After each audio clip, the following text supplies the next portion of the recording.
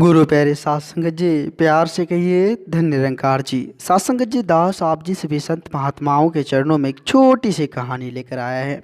सात संगत जी, एक बार की बात है, एक महात्मा जी के पास एक व्यक्ति जो है अध्यात्म के तत्व को जानने के लिए आए। उनकी जिज्ञासा थी कि अध्यात्म के बारे में जाने। तो सात संगत जी वे महात्मा जी के पास पहुँचे। महात्मा जी उसकी सच्ची लगन को देखकर, सच्ची जिज्ञासा को देखकर उनको अपना शिष्य बना लिए। सात संगत जी, वह व्यक्ति जो है कुछ दिन महात्मा जी के आश्रम में रहे। कुछ दिन के बाद उसको सात संगत जी मन नहीं लग रहा था। महात्मा जी जो उनको समझा रहे थे, जो भी बात उनको समझा रहे थे, उनको समझ में नहीं आता था कि क्या बोल रहे हैं महात्मा जी। इतनी बोर हो चुका था, उसकी समझ से बाहर था। महात्मा जी जो कुछ भी समझाते थे कुछ उसको समझ ही नहीं आ रहा था। अब करे तो करे क्या, लास्ट में उसको आश्रम छोड़कर जाना पड़ा। सात संगत जी जाते जाते उसके दिमाग में आया कि इस नगर में जो है एक फ़कीर विद्वान रहते हैं, उसके यहाँ चला जाए। सात संगत जी, वह फ़कीर विद्वान जो था बड़ा ही सुप्रसिद्ध था, प्रसिद्धि प्राप्त किए हुए थे, बहुत दूर दूर के लोग उनको जानते थे। यहाँ तक कि सात संगत जी जितने भी बादशाह थे उनके यहाँ हाजिरी लगाने के लिए आते थे। किताबी ज्ञान का अंबार था उनके पास।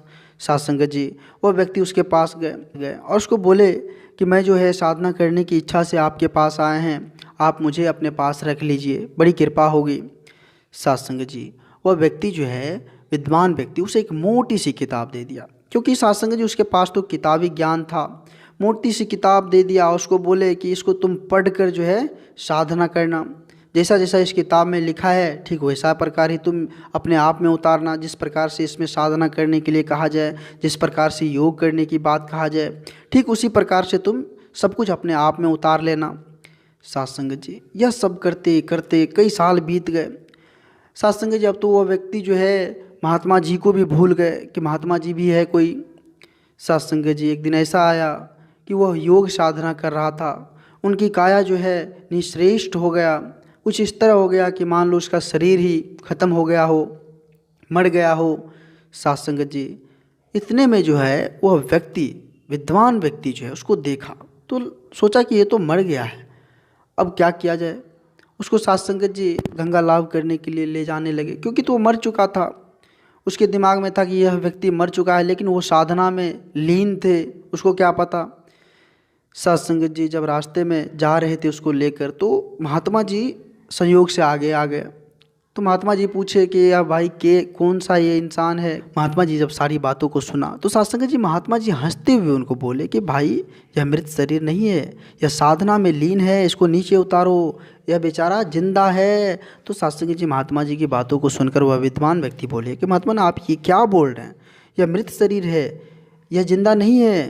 तो सात संगत जी महात्मा जी इसको बोले कि यह बेचारे तो प्राण वायु को ऊपर चढ़ा लिया है, लेकिन उतारने की कला इसको नहीं है, इसलिए यह मृत दिख रहा है, यह जिंदा है, साधना में है, इसको नीचे उतारो।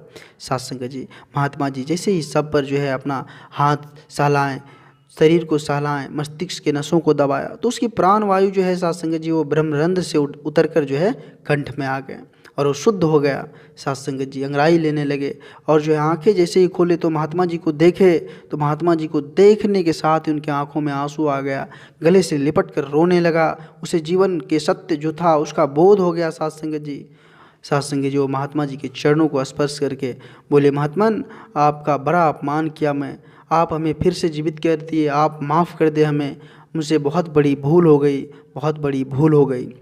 सात संगत जी इस रहस्यमयी वाणी को देखकर, इस रहस्यमयी बातों को देखकर वह जो विद्वान व्यक्ति था, जिसे किताबी ज्ञान था, उसकी भी आंखें खुल गई।